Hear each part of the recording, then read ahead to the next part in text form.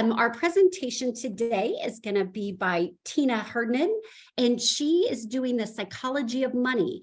We realize that it said personal finance, and we apologize for that, but psychology of money is what Tina will be presenting on today. And we want to thank you so very much for joining us. And again, Tina, thank you for taking out of the time, your time out of your busy schedule to present to us today. We look forward to hearing what you have to say.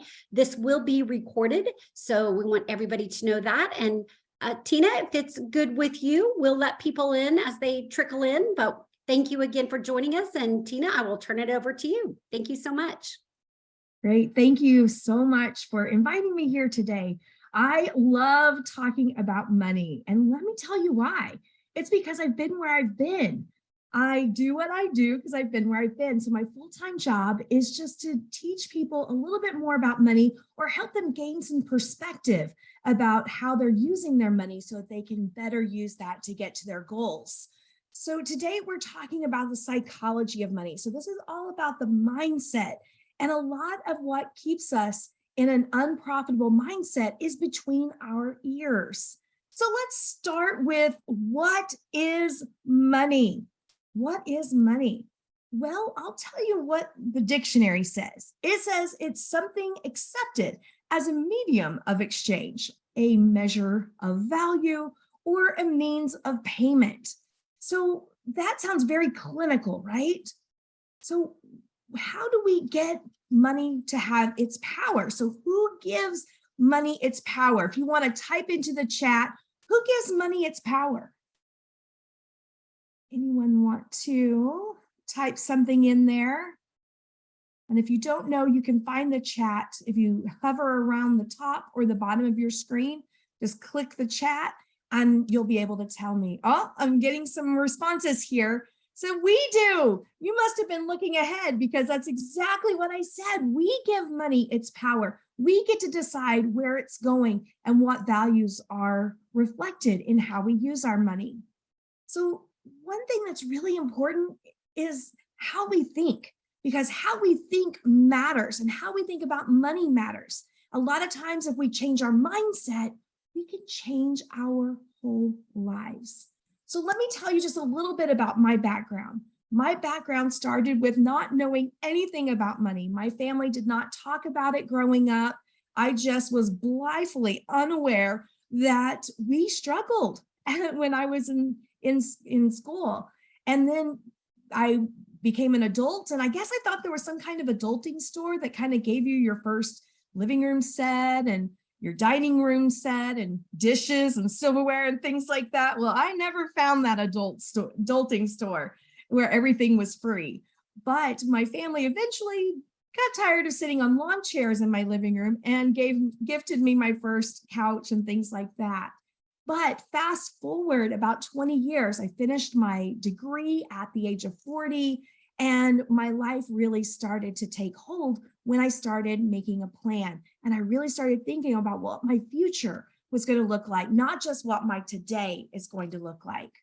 So why does what we think about money matter? Well, because of the cognitive triangle. So we're going to get nerdy here for just a minute. And the cognitive triangle, think of it like this. It starts with our thoughts. So our thoughts is the first thing that happens. But then our thoughts, they turn into feelings.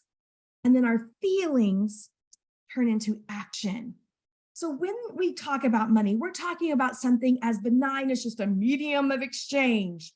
But it becomes a whole lot bigger than that when we start thinking about our mindset and how we think about money, because our thoughts turn into feelings that turn into actions. So let's talk about a profitable versus an unprofitable mindset. So an unprofitable mindset would be things like we're critical. We don't think we can make it.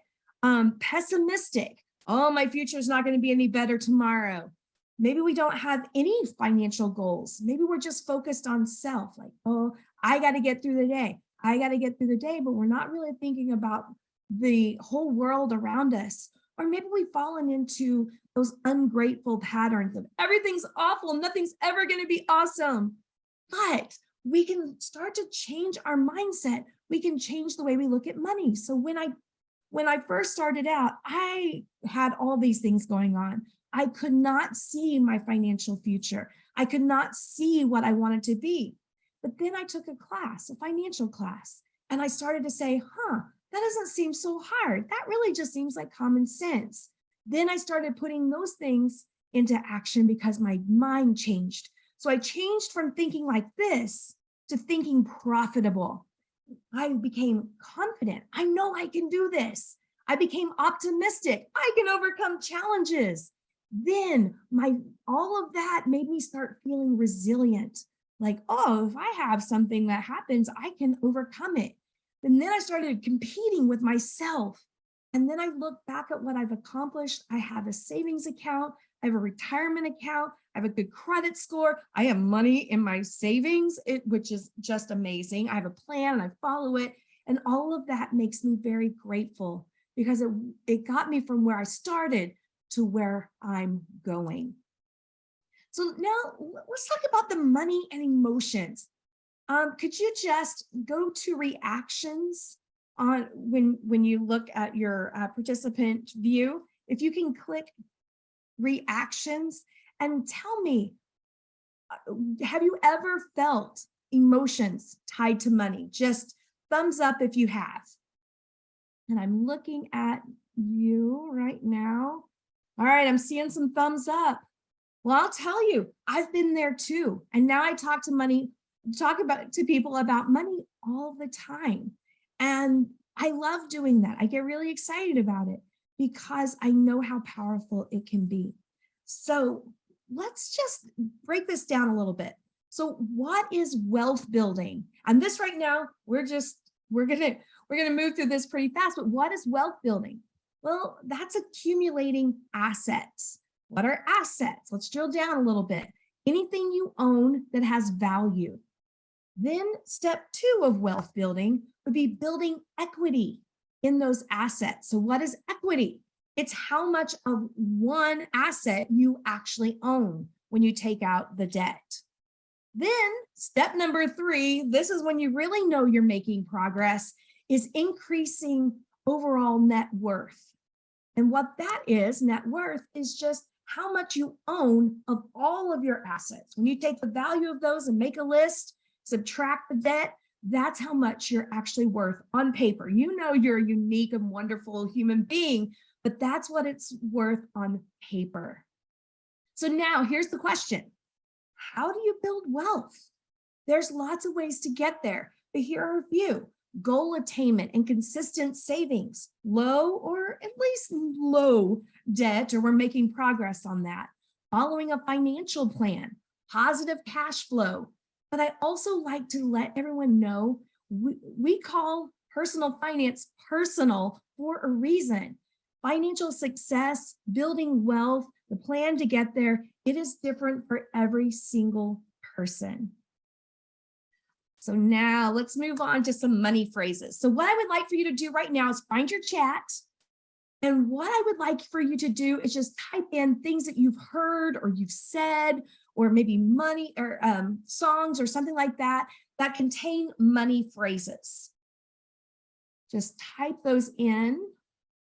Maybe like, money doesn't grow on trees, kinds of things like that. What have we said about money? Just type those into the chat. Give you a few seconds.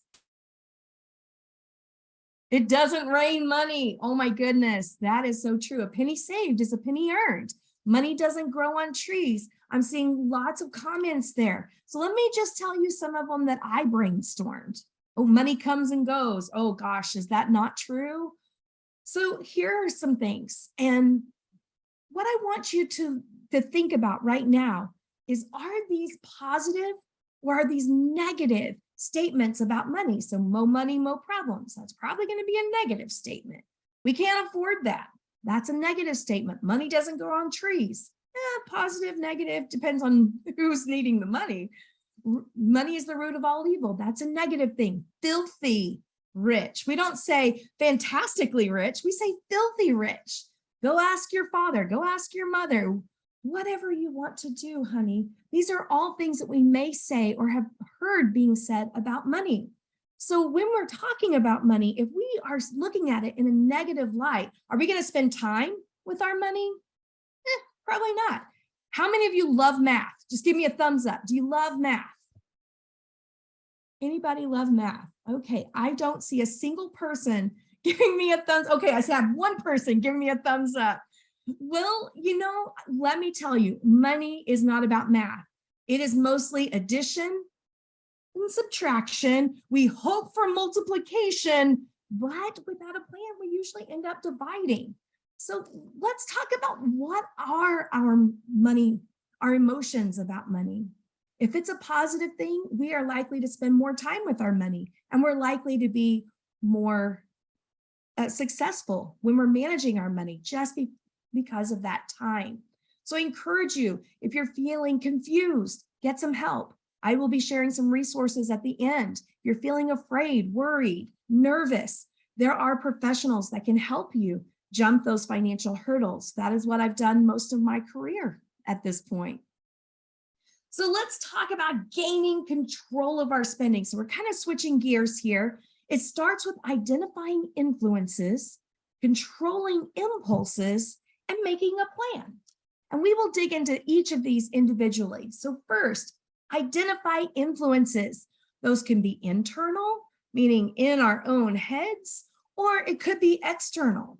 It also could be the way we process that external influences. So what do you think about money? Does money by itself have any energy? This is something that I'm going to ask you to ask yourself these questions. Should money be respected? Yeah, probably, but do we respect it? It can be a powerful tool. It can also work against us. Can money be a source of stress in your life? Has anyone ever felt stress about money before? Just give me that thumbs up. Oh yeah, I'm seeing, and I have definitely felt that stress in my own life. So let's look into ourselves. I won't ask you to share anything here, but what is your money personality? And here are some ways to think about money. Some people think of it as freedom. Some people think about it as security. Some people are like, woo, money is power, gives me choices. Some people are like, well, money equals love. For 12 years, I worked for a Native American community. Their mindset was love. It enhances relationships. We help each other. We have a strong sense of community. But the downside of that is a lot of them didn't have financial security because they shared what was left over. But then we have some people that are like, well, if I have all the money, I have all the power in the world. And, there's some downfalls to that too. If you're struggling and you haven't helped anybody, maybe they won't help you. But what I tend to think of money as is freedom. It gives me choices. It gives me things I can do. Money is a primary source of freedom in my life. I have a retirement savings. Why? Because I want to retire someday. I own a home now.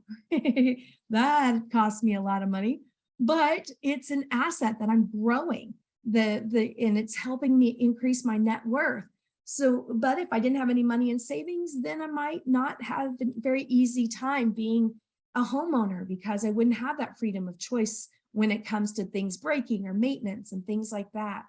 So here's the big question. Whatever you chose as being your primary personality or how you look at money, question is, does your budget reflect your values?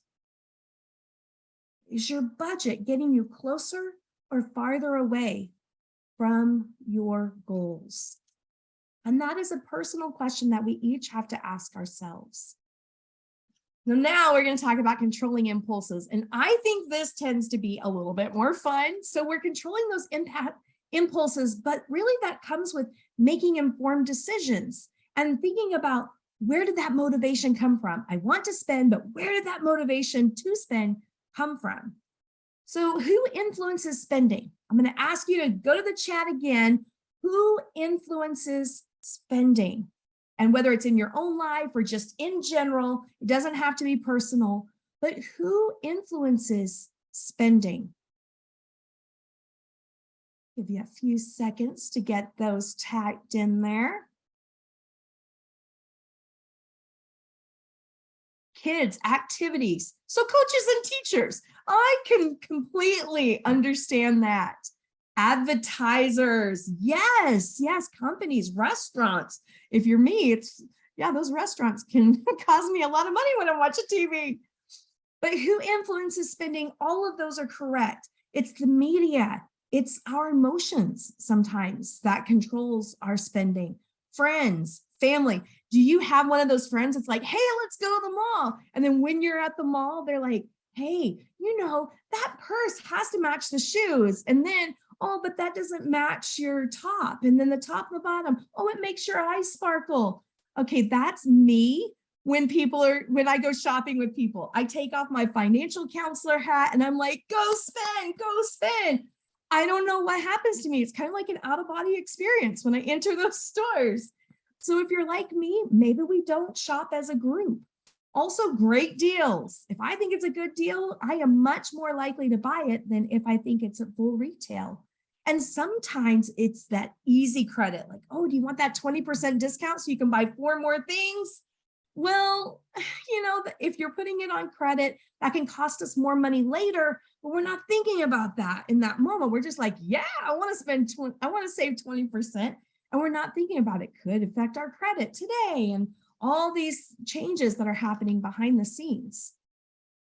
So now let's talk about the role of advertising. The purpose of advertising is to get us to purchase something, whether it's a product or a service, and it can unconsciously affect consumer behavior. So it messes with our minds sometimes. Have you ever been sitting on the couch and you're like, I'm a little bit hungry, but I can wait till noon to have lunch on a Saturday. And then all of a sudden there's a pizza commercial and you just cannot help yourself. You have to have pizza right now. Okay, I'm seeing some people smiling. I'm feeling like I'm not the only one that has done that. And sometimes even when I'm on Facebook and I'm searching through and I'm looking at all my friends and family, and then here's the 4th time I've seen this product. So what do I do the 4th time? This must be awesome. Let's click on it. And every time it gets to me, it doesn't look anything like it did online. You'd think I'd learned my lesson, but I still have not. Imperfect human here. And it's probably not likely that we can avoid that advertising, but we can start to separate the emotion from it.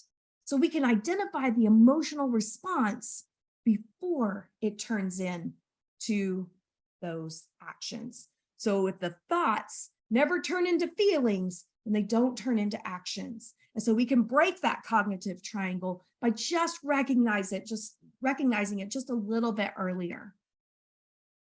So let's dig in a little deeper. Emotional appeals of advertising. So the appeal to desire for health and well-being. Gold's Gym, they are buff people on that commercial. You don't see anyone that looks like me doing those commercials, although it might be a little bit more effective. Education, come to my university. Keeping up with the Joneses. Don't you want to look like me? I look fantastic. And if you buy my makeup, my shoes, my clothes, you'll look just like me. Fear. Fear can be a powerful motivator, especially to parents. So when they start talking about life insurance, medical insurance, they're speaking to our hearts. We're trying to protect our families, trying to protect our kids. What about home monitoring? Well, they'll show a whole scene of a home invasion, and then you're like, oh, I don't want that to happen to my family, so I need to go out and get a home monitoring system with the security, and it'll let me know, it'll wake me up. And all of that, that's a fear. That's a fear. Could it happen? Yeah. Do most people experience that? No, but we want to be prepared. Fear of financial loss. Does an insurance company ever come on the TV and go, you probably will never have an accident in your whole life because you're awesome drivers, but if you want to protect yourself, you could buy some auto insurance? No, that is not what they say. They say, look at this terrible thing that happened. You don't want to be like them. Look at how awesome we are. Estate planning. You don't want other people to get your stuff.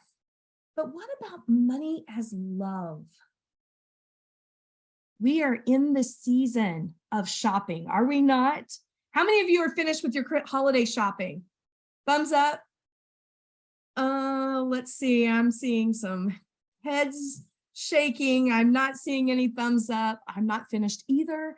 But right now, what are some of the commercials we're seeing? Jewelry is the gift to give because it's the gift to live and live. You live in Oklahoma, you know that commercial. It is so ingrained in our culture that I used to live in Shawnee and I went to one of the chorus Christmas productions at OBU, Oklahoma Baptist University. And they actually incorporated that jingle into their concert. Why? Because we're in Oklahoma, it's prolific. So what do we think of when we think of jewelry around the holidays? We think of that store. Has your kid ever seen that, oh, McDonald's has a new toy? And do they ever say, oh, Mom, I love McDonald's food. It's so yummy. I really want to go. No, they go, oh my gosh, they have Black Panther. Let's go now. And so, they can really change those money messages to make it really emotional sometimes. So let's look at this big sale. When you see this, what do you want to do? Just type it in. Just type it into the chat. What do you want to do? What do you think of when you look at this slide? I just had that conversation with my 6-year-old. That's so funny, Megan. Head out to go, buy stuff, check it out, shop. Yes, all of these things. Do you think, oh goodness, they probably raised their prices so they could put them on sale? Probably not. Probably not. We think, oh, this is exciting. This is awesome. Let's go have some fun. But do we need anything right now? Maybe, maybe not. We'll talk about some strategies to help make that sale realistic a little bit later. What about brands? Anyone find themselves being really brand loyal? Like you go to my husband recently, just this weekend, went to the store and I asked him to pick up some sugar. Do you know what he asked me? Do you want the C&H? Because the other one's the Walmart brand and I don't think you want that. And you know what I told him? Sugar. It is all the same to me. I don't care what you get the cheapest one. And that's what he got, was the Walmart brand. And no one has ever been like, bleh, cookies are gross when they're made with Walmart sugar. They don't care. They're awesome either way. My husband, sour cream. Oh, he's brand loyal for sour cream. I gotcha. My husband just brought a new sour cream thing home and my husband is a brand snob. I'm going to use that term. Brand snob. That's funny. I tend to be that way with macaroni and cheese. I don't make it very often, but every now and then I just get a craving for mac and cheese and it has to be Velveeta. I don't use Kraft and I won't use the Walmart brand. It has to be Velveeta, but it's something special that I do for myself. I don't have it very often. So I want to make sure that I have what I want because this is a treat for me. So let's talk about identifying those money messages. So I'm just going to give you some questions to ask yourself. What did your parents teach you about money? I can tell you how I grew up and my money messages in one story. Here it is. My mom bought me this new beautiful yellow fluffy dress, and back in the 80s, we didn't have fluffy dresses. So it was really a treat that she bought me this pageant type dress. So I was so excited. And I went home and my mom said, don't you dare tell your dad how much I spent on this dress. So you know what I did? I went home, put on my yellow dress, came out, showed my dad, and I said, but Mom tells me not to tell you how much it cost.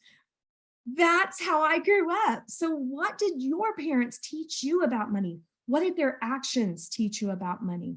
What are you teaching your children about money? What did you observe about money in your household? Or what are you observing now? And is it different?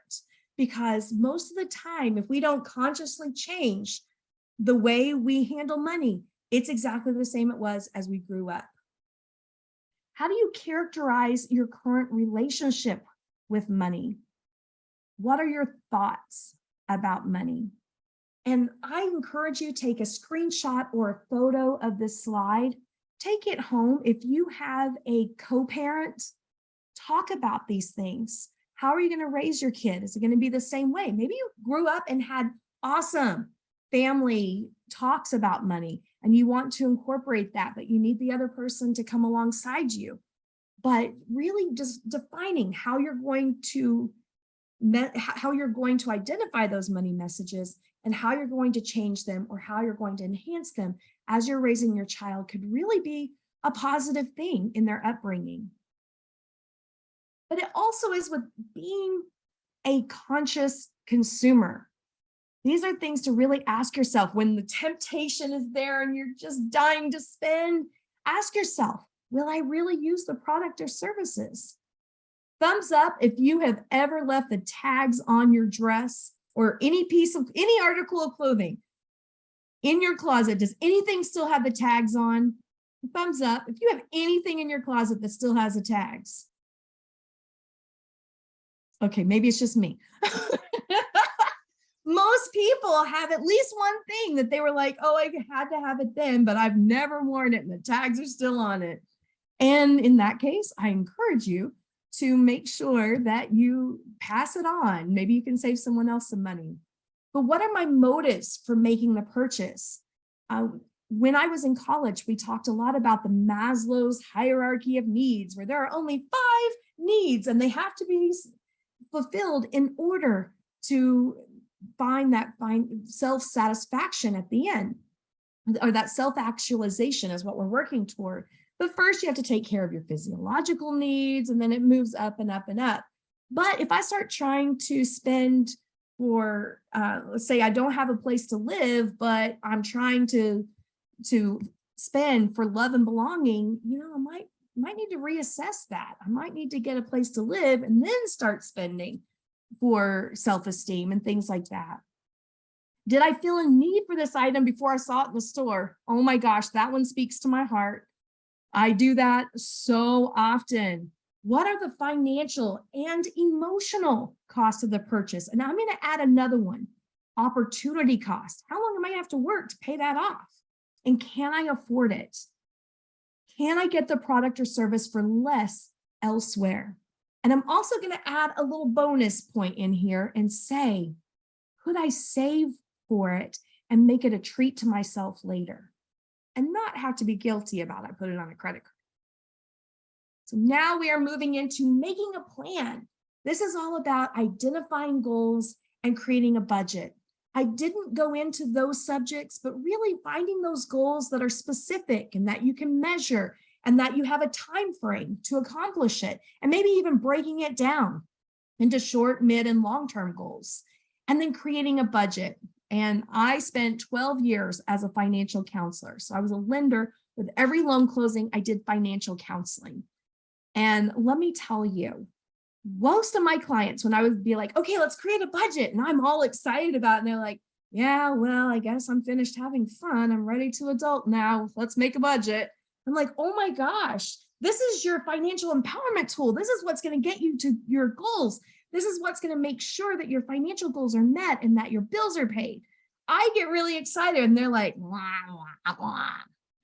So if we start to change, start to look at it as this financial empowerment tool that's going to help me, instead of, this is something I have to do, such drudgery, it's going to limit me.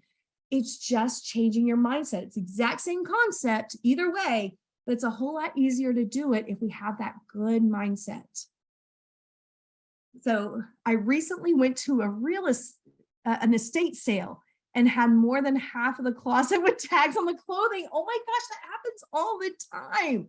Did you buy a whole bunch of those? You don't have to answer that. So now we are moving into those, yes, she did. And you probably got some significant savings there. So now we are moving into a different section. This is our last section. These are our spending habits and some of the strategies of how we change our mindset, or we're able to look out for those warning signs that we're about to spend too much. So first, spending habits. that's just buying things out of a habit. Coffee, maybe if we go out to lunch, being loyal to one brand. And, that could be something like, oh my, like in our household, there is one brand of appliance that my husband and I just refuse to buy. I will not say what it is because I don't think that's fair, but we won't buy that brand. But all the others we were open to buying, but that is usually the cheapest brand. And so for that instance, we are brand loyal, but it doesn't have to be that way. Then so buying out a habit, examine if habits are affordable and determining if the need is real or perceived. Are we out of time? No, okay. So impulse buying, we are encouraged by stores to do this impulse buying. And a lot of times it's an unconscious decision. So in the chat, I would like for you to tell me how much it costs to buy water at the grocery store. When you're checking out, it's August, you're hot, and you just want a cool drink of water. You're checking out, and there's that oasis of cold bottle of water right next to you. How much would it cost to buy that bottle of water? And see, $2.19. Anyone else have a different price? $2.19 going once, going twice. Sam's 25 cents. Whew. And that store seems to always be hot. Well, at Sam's, they've got it cheaper, but at LOL, I don't have a Sam's near. Well, a lot of times it is about $1.50 to $2. But what if you bought that same bottle of water at a concert? How much would that cost? How much would that bottle of water cost at the concert? $5, $6. I've paid $10 at a festival one time to buy a bottle of water. And it was 7 degrees hotter than Death Valley, I swear, that day. And so I really needed that water. And it was $10. Probably because there was only one place to buy it. But when you're at the grocery store and you're paying that $1.50 to $2, how often is it that you have the same bottle of water in your cart in a case? I did that. This is a true story. That same bottle of water, it depends on where you buy it, how much it costs. So when I'm checking out, I was buying one every single time. Then I realized I have 32 bottles of water in my cart. This is stupid. So I started drinking that. Is it as cold? No, but that was what I chose to do because I didn't want to spend that extra money just because it's cold. And this can be prevented by shopping with a list. And the tribe I used to work for, they owned a grocery store. And something I learned from their manager is the essential items are on the outside of the store. The healthy items are on the outside of the store. Eggs, bacon. Okay, maybe that's not essential, but eggs, milk, cheese, bread, usually on the perimeter of the store. Where are the expensive things? Right there in the middle. When you first walk in, that's where those are. The end caps. Sometimes they're the less expensive brand, but mostly not. And also the brands that are more expensive are usually right at eye level, not above or below. So just think about, why am I buying this? Why is my impulse to buy? So now, how to avoid this? Spend less time in the stores. Avoid free samples, because why? If we love it, we're going to buy it. Remaining mindful of budget when you're in the store. My husband likes to keep track on his phone of how much each item is. And salespeople are fantastic. They can help you out a whole lot. They can also be like, oh, I don't think you want that $20 dress. You want the $100 dress because all your friends are going to see you in it, right? And you want it to be awesome. And so, really, salespeople are not necessarily always on your side when it comes to how much you spend. Now, bargain hunting. How many of you love a bargain? Just thumbs up or raise your hand, or yeah, okay, I'm seeing some thumbs up there. Yeah, I love a bargain too. People love buying things on sale. but we can look for items that we were already planning to buy. Fun fact, if you're looking for appliances, I found out that President's Day is the best time to buy appliances because the new lines just came out. And so I was able to buy a new TV that I had to replace, and I didn't have a choice. And I was very pleasantly surprised when we bought last year's model at half the price. And then so I started asking questions because I do what I do for a living. And they said, this is the best time to buy appliances. Look for sales for items you're already planning to buy, but also you're not saving money if you buy it only because it's on sale. Focus on the cost, the whole cost, not just how much money they say that you're saving. And the best bargain is always going to be to put that money in savings. My dad used to say, the best way to spend your money is to fold it and put it in your pocket. Of course, he's also the same man that would tell me when I would leave the house to go find him a nickel's worth of $100 bills. Retail therapy. I can tell you there was a time in my life where I wasn't feeling too particularly fantastic, and I indulged in way more retail therapy than what was healthy. And it got me into a little bit of debt. And it took me a long time to pay that off. And so I am really serious about retail therapy. So what I found my trigger. When I really want to do retail therapy is when I feel lonely. And at one point I was a divorced woman before I married my best friend. And I felt lonely a lot in that time. So retail therapy is shopping when you're depressed to feel happiness. And what I found myself doing is going to the mall. Now, are those my friends at the mall? No, but I was around people. I didn't feel lonely. But it's just a temporary rush of joy when I'm buying things and talking to those salespeople.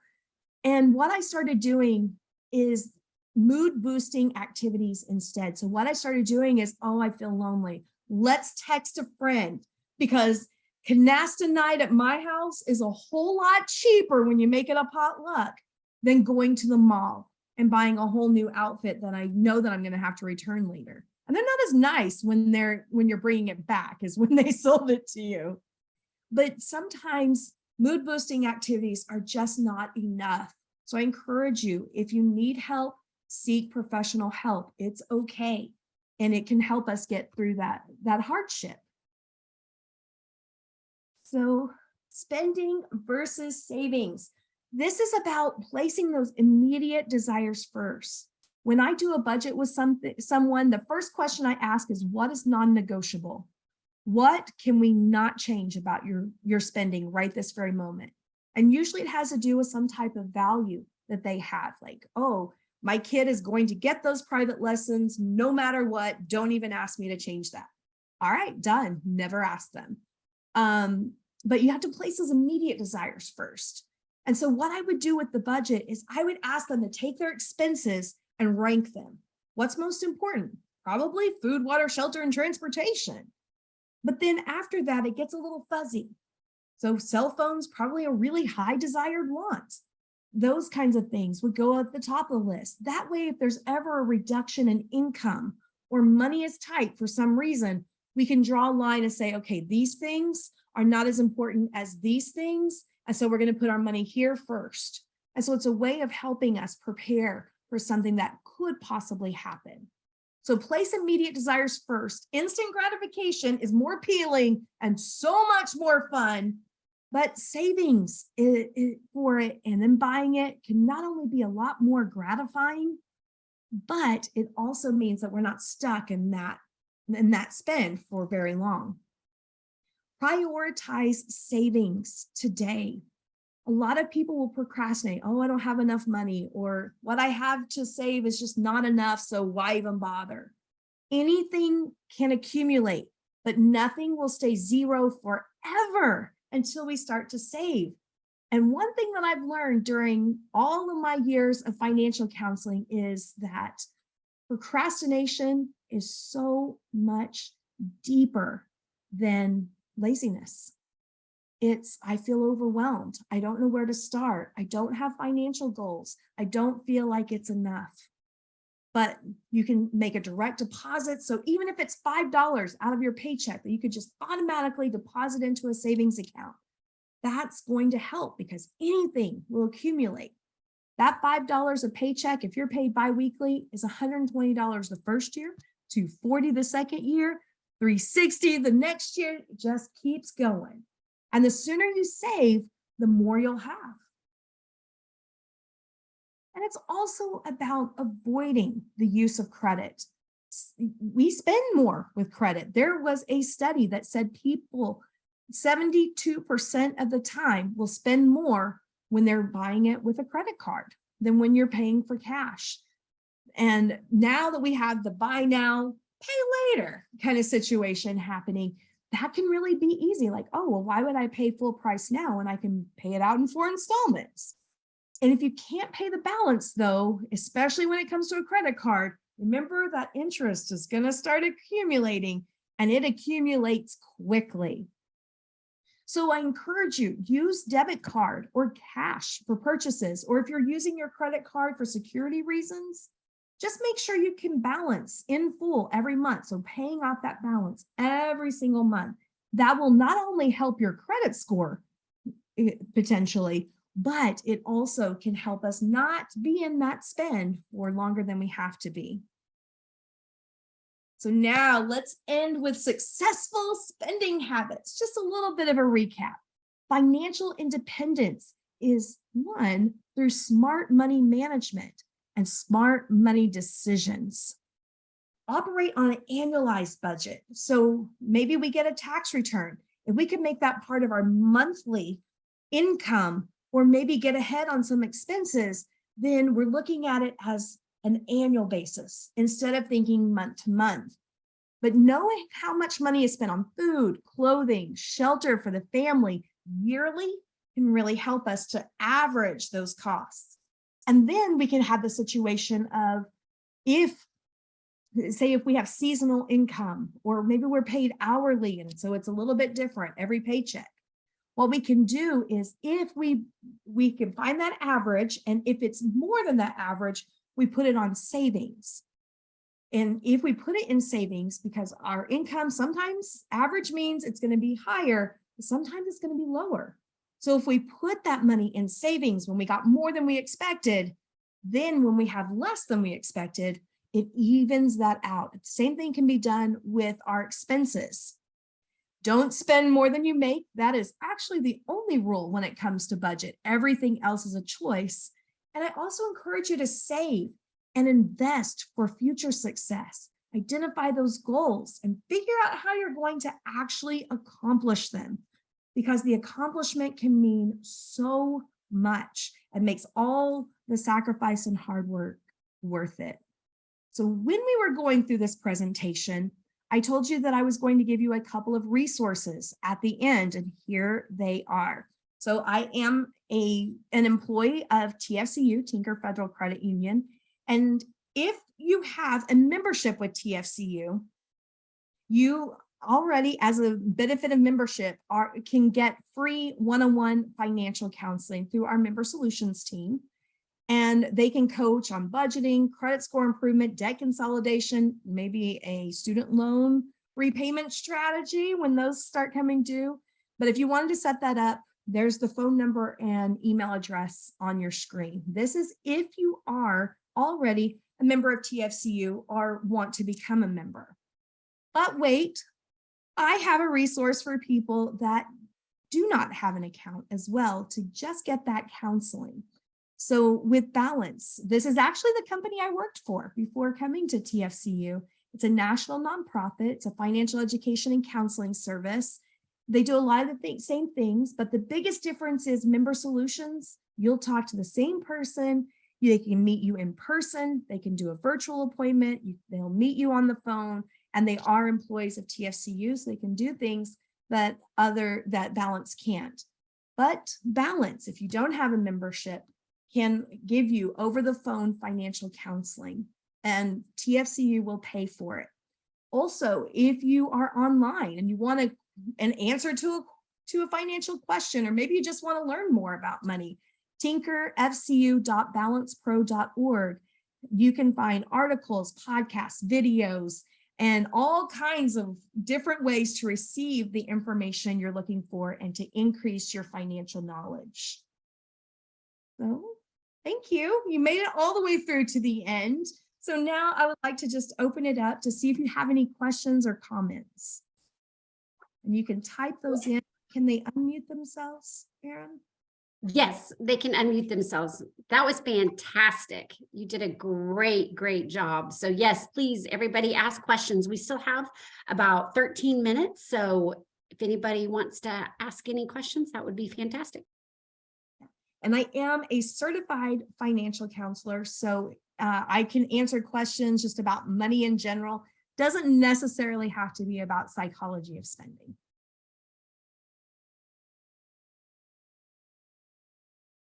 Grab a quick little sip here.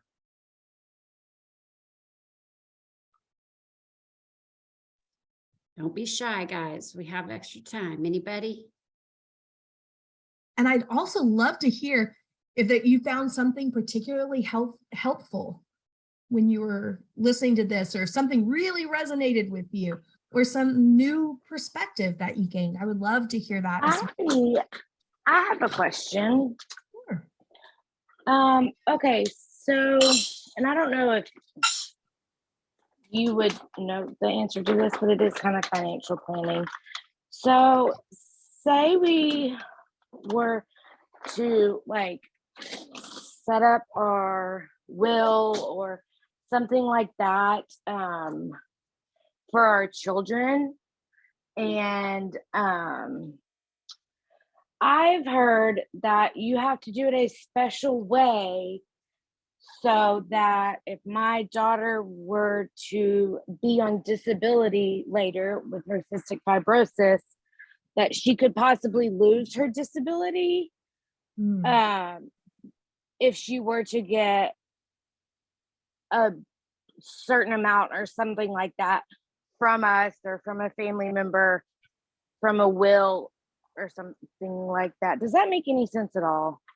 It does. And though I can't speak directly about what the parameters are or how you have to set up that account, I can tell you there are different ways to establish accounts. And sometimes it's your money, and sometimes it's whomever's money is on that account. So you can have a custodial account where the parent owns the money, but it's for the benefit of the minor, which is typically looked at a little differently than if it's a joint account where they both own the money.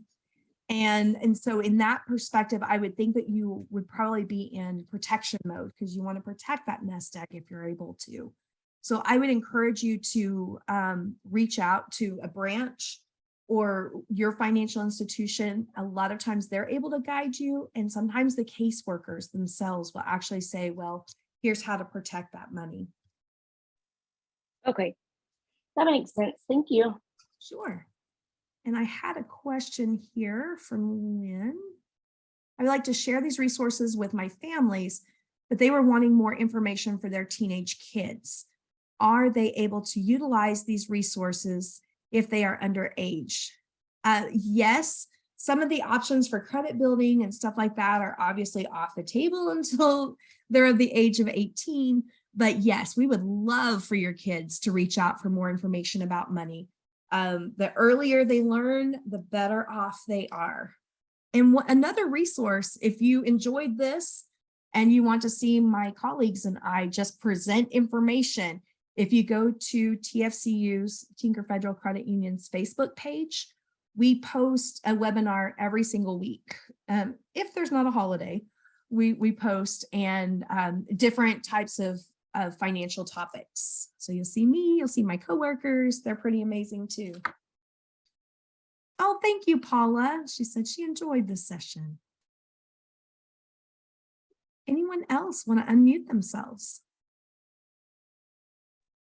I just want to commend you on the way you speak about money, because it's so positive. Growing up, it was never a positive thing. It's like, you know, I mean, college is for the rich. We weren't rich, so it took me a long time to go to college, you know, after high school.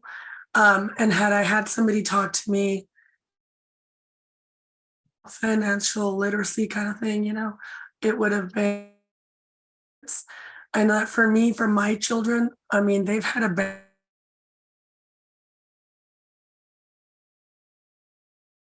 Oh, that cut out just a little bit. I think we lost you.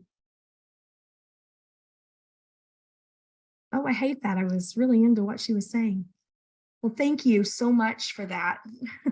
I didn't always look at money the way I do now, but really the poverty mindset is a lot of times in between our ears. And it took me a lot of years to turn that around, but I'm here at Financial Security. So it can be done. It can be done.